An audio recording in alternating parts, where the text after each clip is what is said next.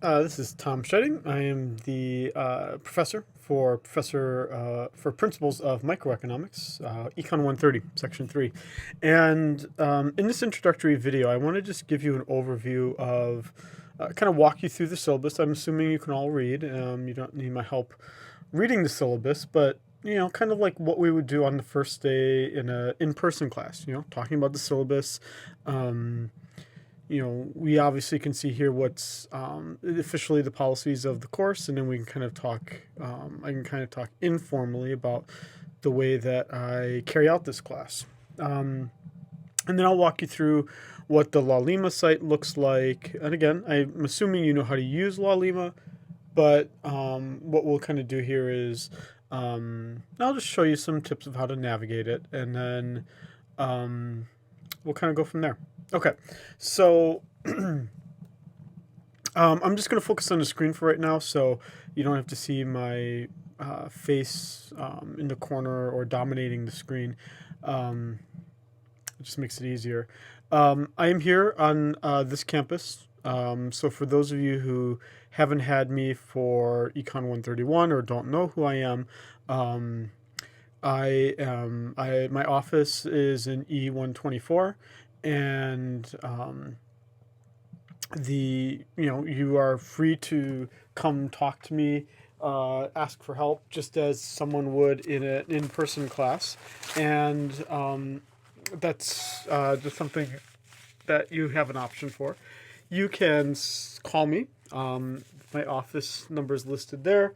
But the best suggestion is really just to email me, as I'm sure many of your professors indicate. Um, Unlike most of them, I'm actually here every day, every weekday. I'm generally here.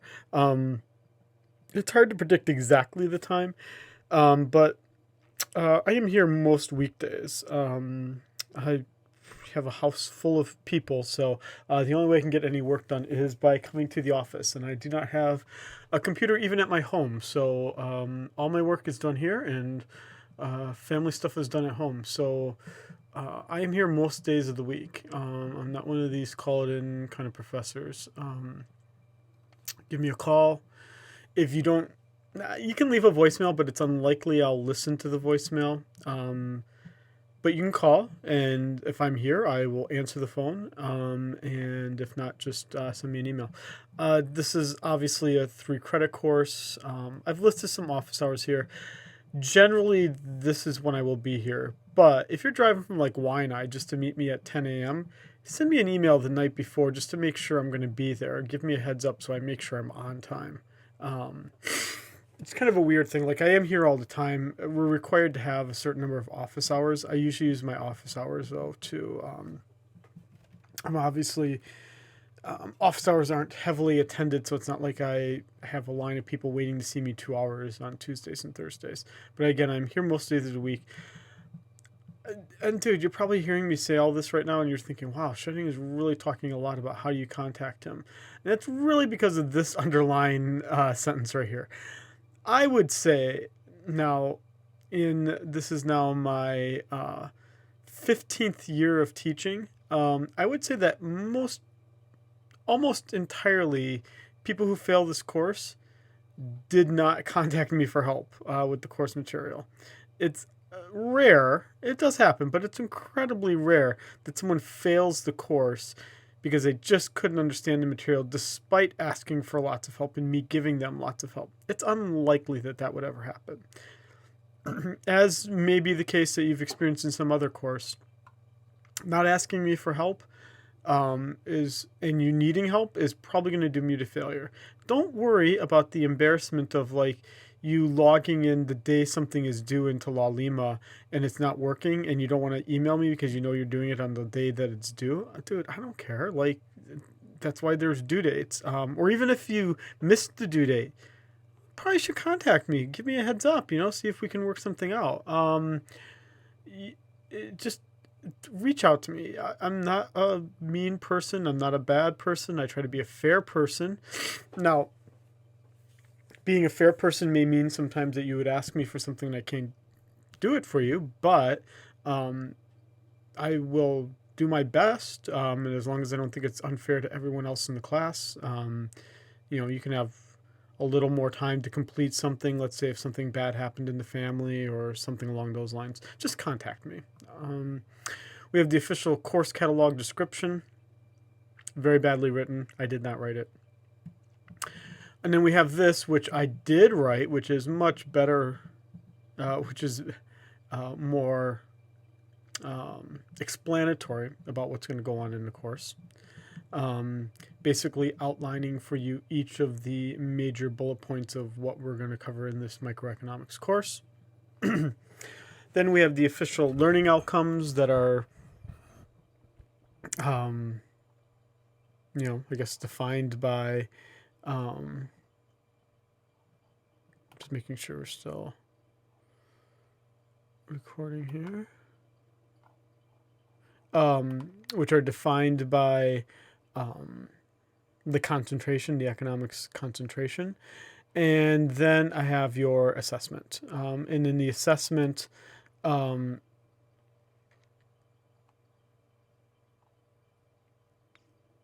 sorry, I'm just making sure that it's actually recording here. I'll assume it is. And basically, how I will assess you in this course is that 10% of your grade will be the assignments. 20% will be the discussion board form, or I guess I could add to this really right here, just to make this more explanatory here. Reflection papers, because that's what I refer to it as in La Lima. Hey, you like that? You got to see revision to the syllabus in action. And then we have our 3 exams. Third exam is worth a little bit more because it is a comprehensive exam.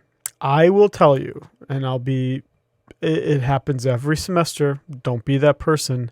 Every semester, there is someone who says, I've done everything else, but I've done none of the assignments. And then they get a really bad grade. Even though they've done okay on the other things, not doing something is obviously a 0. There was a person last semester who did everything but the reflection papers and did actually really well on exams and the assignment, didn't do a single reflection paper, and did not do well in the course. And when I say not do well, the person passed, but it's when you think about the amount of time you have to put into each of these things individually, it's not bad. And it's all right to miss one thing. You just don't want to consistently think, oh, I don't have to do it. These things aren't really optional. So again, assignments, reflection papers, exams. And then we've got the book. So the book, as you probably are aware at this point, if you've looked at the bookstore, I am not forcing you to buy an expensive book or one of those IDAP things. Dude, my job would be so easy if I just forced you to buy an IDAP thing, but they're so expensive. And honestly, it's me not doing my job if I just gave you an IDAP, because the publishers determine your assignments and everything is graded that way. Dude, I don't mind getting my feet wet and doing this. So the book, it's a free book. Now, what does that mean? What it means is a free book. Now, I'm just going to the whole website for the entire book, but you're going to see in La Lima, I've kind of split it up for you here. So let's look at the book. It's online. It's a PDF. You can buy a physical copy at the bookstore. You can go on Amazon and buy a copy. It's like $5-10. It's really cheap. Okay, so let's look at here what you lose out on. So look at this. This is like I don't even know what kind of phone this is. And it looks like it's in Swedish. I think it's Finnish. It's Swedish or Finnish. And it's like an antiquated look at what Facebook used to look like probably about a decade ago would be my best guess. Obviously, a fancy book would have an updated picture. Let's see if there's any other pictures here. Let's see here. Is there any pictures of a union? No. Okay, so what? I mean, I don't care that it looks like this. It does what it's got to do. It gives you the information. It's free. Some would say you get what you pay for, but I don't think you're buying a book to have a fancy picture of a phone. So anyway, we're using a free book. used copies are really cheap. The bookstore here on the UH campus, West Oahu campus, I use the same book every semester, so you will see used copies there from other semesters. There is also a copy in the library in circulation, so it's on the shelves. So if you think that you kind of want a book, but you're not really sure if you want a book, you could actually get away with just using, you can borrow it from the library. There's one copy. And it's actually thanks to someone who, using their VA benefits, they got the book for free, and then they finished the course, never wanted it again, and they donated the book. If you're in that position and you know after this course is done you never want to use it again, I would encourage you to help your fellow students and donate it to the library, so someone else can use it. Not that I'm trying to do away with the bookstore, but I just don't think you should have to pay for this kind of information. Okay, these are the dates to get your money back. Half of it, all of it, last day to withdraw. Academic integrity. Be honest. If you want to look at the whole code, there you go. Accommodation. You would probably know it if you need it. And your first call should not be to me. Your first call should be to the to probably your advisor, and your advisor, your academic advisor, would tell you who to contact on this campus. But it would probably be Steve Takeda or Tom Hirschbrunner, who would then tell me what you need. I am not permitted to do it on my own. And these things take time, but if you reach out to me, I can make sure that, if you say, I realize now at this point I need extended test time and we have an exam coming up, I could make sure that things are taken care of. So just, try to identify if you need an accommodation of some kind. This is our official grading scale, prescribed by the university. And then we have our schedule. So I'm a little bit different than maybe other professors you've had. But I think it actually works well. Some might disagree. But it's kind of the way I would work. If I had to take an online course, I would want a course this way. So I guess, unfortunately, I'm forcing you to do it the same way I would do it, but there's really actually no restrictions. You're not losing out that much. So here's what I did. This course as a whole has topics. All the material is organized into topics. And I basically split the course into 3 parts. And I basically make only 3 deadlines the entire semester. So write down these 3 dates: February 12th, March 11th, May 6th. The part 1 materials are all going to be due on this one single day. All the part 2 materials are going to be due on this one single day. And all the part 3 materials are going to be due on this one single day. Now there's going to be 1 of you, or 2 of you, or maybe even 3 of you, or 5 of you, who are going to learn this entire course in 3 days. You know what? Yes, it is certainly possible to have an incredibly bad 3 days and get it all done in a single day. It won't be great, and you'll be pretty grumpy about it, but I will tell you it is possible. I would not suggest that you do it, though. And I think at that point, some professors probably start to get pretty upset that it is possible to learn all the material in a single day if you want to. And then they force you to do things every week. I just, I think the benefit of being online is you're supposed to have flexibility. And you can have a really busy 2 weeks where you don't look at this course at all. And then you can have 2 weeks where you really devote yourself to this course and get things done. Or maybe even you have 3 weeks that are really busy and you want to just devote a week to this course. You know what? Like many things in life, you're going to get out of this course what you put into it. And there's no way for me, and I think it's wrong of me, to just force you to have to learn material and just say that there's weekly deadlines just so I can feel more powerful. Dude, life's short. I don't need to, I feel already pretty great about myself. I don't need to force you to fulfill weekly deadlines for me to feel powerful. 3 deadlines. Don't miss these deadlines, because if you miss a deadline, you've missed all of the part 2 stuff, and you probably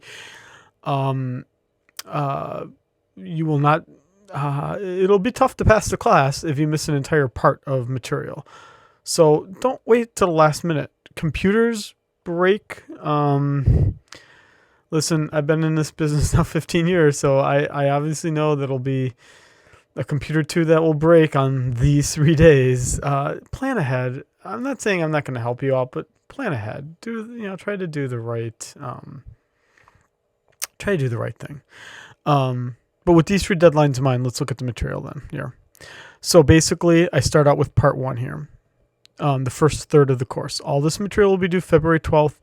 I wrote here 5 p.m., but it's really going to be 11:55 p.m. because it gave me that option. And honestly, I'm not going to be looking at it at night at 6 p.m. So why make it due if I'm not going to be looking at it? So let's make it, I would probably start looking at it on 13th in the morning. So look at that. You got to see another change right in action. So you'll see here that there are 3 topics. Topic 1, topic 2, which actually takes 2 weeks, and topic 3. Now, keep in mind here, when I'm saying week 1, this is done. Week 2 and 3, this is done. Week 4, this is done. That's a suggestion. There's no assignment due at the end of that week, or at the end of this week, or at the end of this week. I'm just making this so that if you're the person that likes to work diligently and at a kind of even pace throughout the whole semester, that's what I would suggest you do.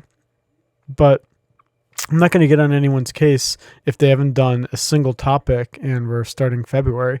I'm not going to get on anyone's case about it. Maybe I should, but it's a different semester. But this is the deadline. That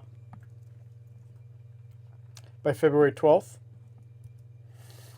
at 11:55 p.m., you would have to have assignments done for topics 1, 2, and 3, the reflection paper done for topics 1, 2, and 3, and the exam done that covers topics 1 through 3. Again, as I say that to you, you're probably like, I could do that in a day. And I don't doubt that you could, but I don't think it would be your best work. I think you know that it wouldn't be your best work. But if that's what you want to do, you have a free choice in the matter, and I am not going to stop you from doing that. Part 2, March 11th. Everything would be due at 11:55 p.m. On March 11th. 3 reflection papers, 3 assignments, 1 exam. Topics 4, 5, and 6 with my suggestions of when you might be doing them. And then your exam. And that would be right before spring break starts. And these are all Wednesdays, so I try to keep these all at a Wednesday. And then May 1st, that's our last day of class, actually. So that's why that's on that day. And on this one, we have a little bit more topics, but the later topics are actually just applications, so the material isn't as heavy. Because these are like applications. And again, these are my suggestions. And first at 11:55 p.m. Okay. And again, this third exam is comprehensive, so it's actually going to cover all the topics. Okay, so let's now go into La Lima.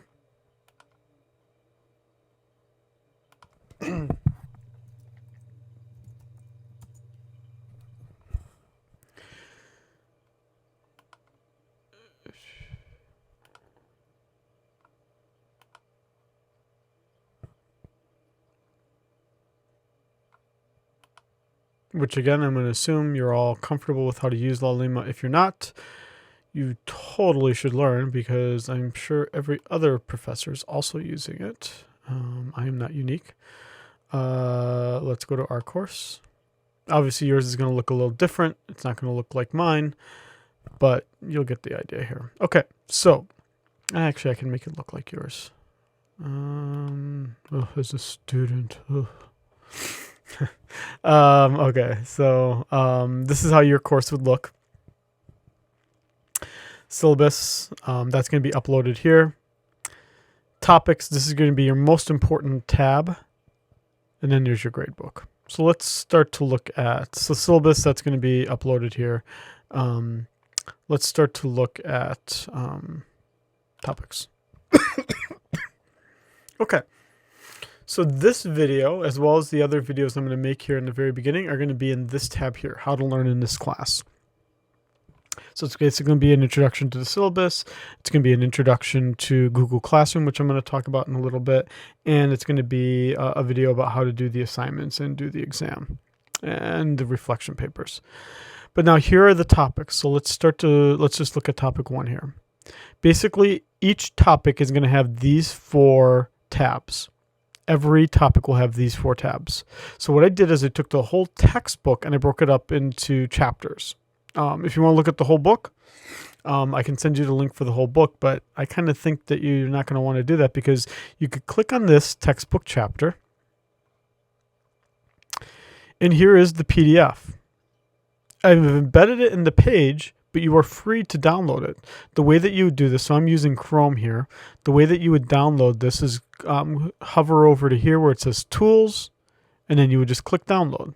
You can print it. It's an 18-page chapter, but you could download, you could print it, you could make it bigger, do whatever you want. But it's a chapter that I've embedded here if you want to read it in this little window here, but I doubt you'd want to do that. You probably would just want to download it. And so to download it, again, hover over it, go to Tools, and then Download. And then you would just have it on your desktop. Okay. So each topic will have the textbook chapter that's associated with it. Then let's go to the lecture. So in the lecture, I've done 2 things here. So I made my own videos. So in each topic, I basically created an agenda. What are the major bullet points for that chapter? That topic. It says chapter 1 here. Don't worry about it. It's topic 1. If it's here, it's right. It's correct. Don't worry about chapter. I'm just kind of referring to the book chapter. But don't worry about it. So these are the most important bullet points for this chapter. Then what I do is I make a video that covers each of those. So you're going to have to get used to reading my handwriting, but it's going to be, you can be able to see what I'm writing and you're going to be able to hear what I'm talking about. Okay, so I've embedded it here, but again, I can start playing it here, but then I can click on YouTube.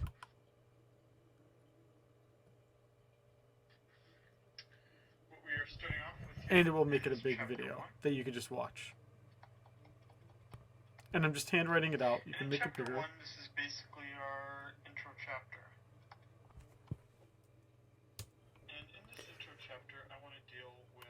Okay, so again, the way that I got to that was I'm in lecture and I'm in videos, and I just scrolled down here and I just clicked on YouTube to make it its own separate thing. And obviously you could do the things too, like if you right click on it, you could just get the URL and then you could open it up that way too. Ooh, you could get stats for nerds. I don't know what that would be. I'm kind of curious, but I don't want to waste your time. But the title here will kind of refer to, so the first video will always just give you the overview of each of the bullet points and me talking about why they're important. And then I continue on, and so part 1, I'll just be talking about bullet point number 1. And then in part 2, I'll be talking about bullet point number 2. In this one, bullet point number 3, bullet point number 4, I think you get the idea, bullet point number 5, bullet point number 6. So there must be 6 bullet points. So there you go. They're 2 minutes, 3 minutes each. Very short, especially in the introduction here. Now, they do get a little longer later. But again, that's because the material is getting a bit more difficult. But there are videos to watch about me giving you the lecture. You don't have to see my face. You just watch what I'm writing, and you get to see what I'm writing. Again, I'm going to make a separate video about how to do the assignment in the reflection paper, but to make your life easy so that you know you did everything you're supposed to do, within the topic, you could just click on this assignment tab and you can click on this. And you could do the assessment right here.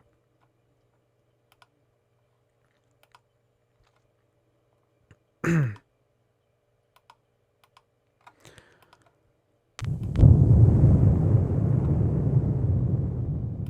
the same with the reflection paper over here. So here, topic 3 is a little bit longer. So if we went to that and we saw videos, you'll see I did the same thing here, even for topic 3. It's longer because there's more things that I'm doing. But it's kind of like you watching me at the board, and you can watch it over and over again. The videos, again, are not very long. Now, what I did as well, and maybe at some point this semester or over the summer when you're not going to care anymore anyway,